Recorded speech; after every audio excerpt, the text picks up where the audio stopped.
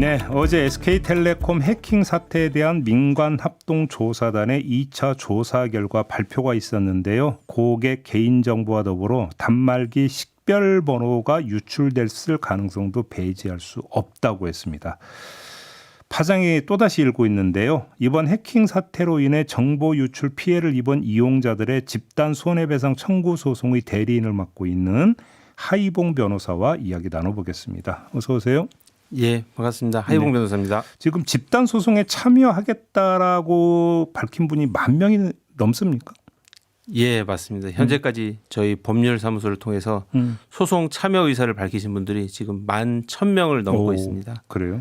예, 지금 특히 어제 발표된 민관합동조사단의 2차 조사 결과 발표 이후에 예. 그 소송에 참여하시겠다는 분들의 문의가 하루 종일 이어졌습니다. 그 청구한 위자료를 보면 1인당 50만 원으로 계산을 했던데 이 계산식은 어떻게 되는 걸까요? 예, 저희 고객분들이 겪었을 정신적 고통과 불안감 그리고 이를 수습하기 위해 들인 시간과 노력 이를 종합적으로 고려한 금액입니다. 이를 그 SKT가 관련 법령상 다양한 의무를 위반했기 때문에 이런 명백한 과실로 인해서 발생한 추상적 손해를 저희가 계산한 금액입니다. 아, 그래요? 자, 어제 민관합동조사단의 2차 조사 결과 발표 내용을 좀 짚어야 될 것 같은데 지난달까지만 해도 정부가 분명히 단말기 식별번호는 유출되지 않았다고 했는데 예, 맞습니다. 지금 어제 나온 거는 이것도 아닐 수도 있다라는 거잖아요. 이거 어떻게 평가를 하세요? 저희는 매우 충격적이고 우려스럽습니다. 예. 그 어제 발표된 민관합동조사단의 2차 조사 결과 발표는 1차 발표 때보다 피해 규모나 피해 심각성이 훨씬 크다는 것을 명확하게 보여줬습니다. 당초에는 악성 코드가 감염된 서버가 5대라고 했는데 18대가 더 발견되어서 총 23대로 늘어났고 악성 코드 역시 4종에서 25종으로 대폭 증가했습니다. 1차 조사에서는 가능성이 없다고 했던 그 단말기 식별 번호 및 개인정보 29만여 건의 유출 가능성이 확인된 점도 심각성을 더 보여준다고 생각합니다. 근데 단말기 식별 번호가 유출이 됐어요. 그럼 어떤 일까지 벌어질 수 있는 겁니까? 단말기 식별 번호는 스마트폰마다 부여된 고유 번호인데요. 자동차로 치면 차대 번호나 마찬가지입니다. 예. 그래서 이것이 유출되면 이미 유출된 다른 개인정보 예를 들어서 이름이나 전화번호, 생년월일 등과 결합되어서 특정 개인을 타겟으로 한 매우 정교한 금융범죄나 사생활 침해로 이어질 수 있습니다. 만약에 IMEI가 유출되어 그 단말기 식별번호가 유출되었다면은 유심 보호 서비스만으로는 역부족이며 현재로서는 유심 교체가 가장 그 중요한 가장 그 직접적인 대응 체계라고 할 수 있습니다. 유심보호 서비스 갖고는 안 된다는 겁니까? 그래요? 그것만으로는 부족할 수도 있다는 것입니다. 근데 지금 과기정통부는 단말기 식별번호가 유출됐다고 해서 그게 바로 스마트폰 복제로 연결되는 건 아니다 이렇게 주장을 하던데 이건 어떻게 보십니까? 물론 그 과기정통부의 그 발표 내용에 따르면은 그 저는 그 과기정통부의 초기 입장은 그 어제 조사 발표 내용과도 좀 불일치하고 또 현실을 좀 지나치게 안일하게 보는 것이라고 생각합니다. IMEI 정보 하나만으로 복제가 어렵다라는 기술적인 설명이 그 개인정보와 결합되어 발생할 수 있는 다양한 2차 피해 가능성을 간과하게 만들어서는 안 된다고 생각합니다. 중요한 것은 이론적인 복제 가능 여부가 아니라 유출된 정보가 어떻게 악용될 수 있는지 또 그로 인해서 국민들이 어떠한 실질적인 위협에 처하게 되는지 여부가 중요하다고 생각합니다. 그래서 정확한 정보 공개와 실질적인 안전 대책 마련이 우선되어야 한다고 생각합니다. 그다음에 지금 어제 나온 결과 중에 또 하나 눈길을 끄는 게 이 악성 코드가 이미 3년 전부터 심어져 있었다는 거잖아요. 예, 이건 맞습니다. 어떻게 읽어야 되는 겁니까? 이 현상은? 아, 지금 저는 SK텔레콤이 저희가 소장에서도 주장했던 것처럼 그 SK텔레콤의 그 정보 보안 대책이나 개인정보 보호 대책이 너무 수준이 낮다라는 것이 지금 이번 2차 민관 합동조사 발표를 통해서 드러난 것이 아닌가 이렇게 평가하고 있습니다. 그래요? 예.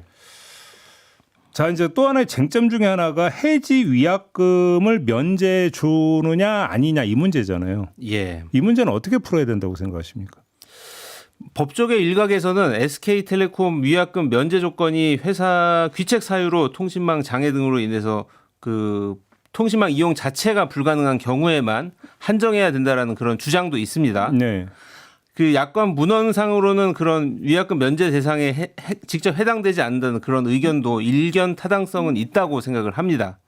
하지만 저는 피해자들을 대리하는 입장에서 이러한 형식적인 약관 해석만으로는 이번 사태의 심각성을 제대로 반영할 수 없다라고 생각을 합니다. 네.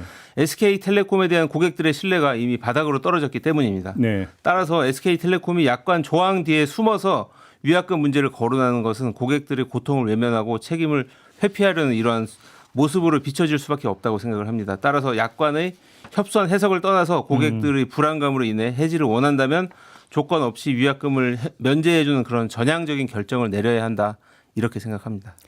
그 또 하나 그 SK텔레콤이 지금 전문가들로 구성되는 고객 신뢰위원회를 출범시켰거든요. 이게 어떤 실효성이 있는 대책이라고 평가하십니까? 저는 그렇게 생각하지 않습니다. 네. 왜냐하면은 구성원 중에 일부가 SK와 지속적인 협력 관계에 있었다는 점이 드러나면서 그 진정성에 의문이 들기 때문입니다. 예를 들어서 그 멤버 중에 멤버 중에 그 김난도 교수님 같은 경우에는 2014년부터 SK의 사내 강연에 참여를 하셨고 또 최태원 회장의 그 이천 포럼에 참여를 하셨을 뿐만 아니라 또한 그 김채영 교수님 같은 경우에는 작년 교수신문 기고문에는 SK텔레콤과 협력 프로젝트를 진행하였다라고 직접 그 표시도 되어 있었습니다. 이렇게 그 진정성의 의문이 들 수밖에 없는 구성원이 포함이 되어 있기 때문에 진정한 신뢰 회복을 위한다면은 그 고객들이 납득할 수 있는 조사와 대책을 내놓아야 될 것이고 객관적이고 독립적인 인사들로 구성이 되어야 할 것입니다. 알겠습니다. 그럼 다시 처음 이제 소송 얘기로 좀 돌아가서 지금 1인당 50만 원이잖아요. 예. 만약에 이제 법원이 그것을 그러니까 그대로 받아들일 수 있을까를 좀 진단을 해야 되는데 그동안의 판결을 보면 직접적으로 피해를 입은 것으로 입증된 것만 인정을 해오지 않았습니까? 예, 맞습니다. 그러면 그 요 50만 원이 그러니까 재판부에서 받아들일 수 있을까요? 저희는 SK텔레콤의 명백한 법규 위반 행위가 인정이 되고 그로 인해서 원고들이 입은 정신적 손해에 대해서 그 지금 위자료를 청구를 한 것인데요. 네네네. 그런 그 정보 유출로 인해서 원고들이 입은 추상적 손해에 대해서도 충분히 인정이 될 수 있다라고 저희는 판단을 하고 있습니다. 그리고 또한 이 개인정보보호법에서는 개인정보 처리자가 고의 또는 과실이 없음을 스스로 입증하지 않으면 책임을 면할 수 없다라고 해서 입증 책임을 전환을 하고 있거든요. 아, 그래요? 예. 그래서 그런 점들, 그러한 개인정보보호법의 법 취지를 고려를 한다면은 충분히 그 피해자들이 승소할 수 있다라고 판단을 하고 그러면 있습니다. 지금 단계 소송을 제기를 한 단계입니까? 아니면 소송인단을 모으고 있는 단계입니까? 지금은 1차 소송인단 9,175명의 소송이 제기가 된 상태이고요. 소를 일단 제기는 했고. 예, 맞습니다. 1차 소송인단의 이 소송을 제기가 된 상태이고 또 이제 2차 소송인단 지금 2천여 명이 지금 소송을 접수를 하고 있고요. 28일까지 접수를 하고 있고요. 그래서 30일에 2차 소송인단 접수를 할 예정입니다. 알겠습니다. 자, 오늘 말씀 여기까지 들어야 될 것 같네요. 고맙습니다. 예, 감사합니다. 네, 하이봉 변호사와 함께했습니다.